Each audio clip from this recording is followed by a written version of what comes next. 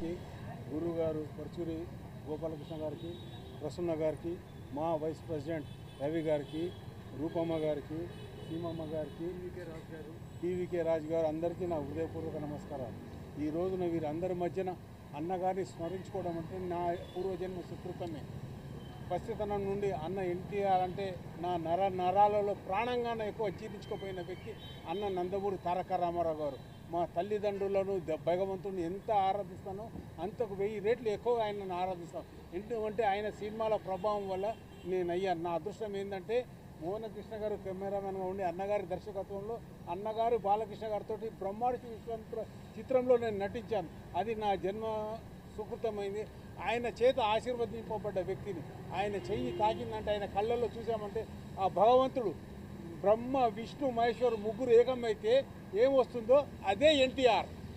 అలాంటి గొప్ప ఎన్టీఆర్ డైరెక్షన్లో చేయడము, ఆయన శిష్యుడిగా ఆయన అడుగులేసి రాజకీయంగా చిన్నప్పుడే మార్చి 82 29వ తేదీన పార్టీ స్థాపిస్తే ఎమ్మెల్యే క్వార్టర్స్ అక్కడి నుంచి మేమందరము రామదండుగా గుంపుగా వెళ్తే ఆయన ఒకటే మాట అన్నారు, మీకు ఓటు హక్కు లేదు, మీరంతా రామదండు, ఎప్పటికీ మీరు మాతోనే ఉండాలంటే ఆ రోజు నుంచి ఆయన ఏ ముహూర్తాన ఆ మాట అన్నారు ఈ రోజు వరకు అక్కడే ఆయనతోనే ఆయన పార్టీలోనే ఉండి అది మాకు గెలుపు ఓటంతో సంబంధం లేదు.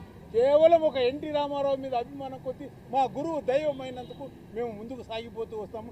ఈరోజు ఆయన 102వ జన్మదినం కాబట్టి ఆయనను స్మరించుకొని వచ్చాను. మరణము లేని వ్యక్తి ఈ ప్రపంచంలో ఎవరైనా ఉన్నారంటే అది ఒక ఎన్టీ రామారావు గారు. ప్రజల గుండెల్లో, నేటి యువత గుండెల్లో కూడా ఆయన ఆదర్శమూర్తి. ప్రపంచవ్యాప్తంగా మీరు తెలుసుకోండి, ₹1 జీతం తీసుకొని ఒక వెట్టి చాకిరి, ప్రజల కోసం వెట్టి చాకిరి చేసిన వ్యక్తి ఈరోజు అసెంబ్లీకి పోకుండానే జీతాలు తీసుకుంటున్న వాళ్ళు చాలామంది ఉన్నారు. క్షమించాలి, ఇది కాంట్రవర్సీ కాదు, ఆయన గొప్పతనం కోసం చెప్పాను నేను. జై హింద్, జై ఎన్టీఆర్. జబ్ తక్ సూరజ్ చాంద్ रहेगा, अन्ना तुम्हारा नाम रहेगा. జై ఎన్టీఆర్, జై ఎన్టీఆర్.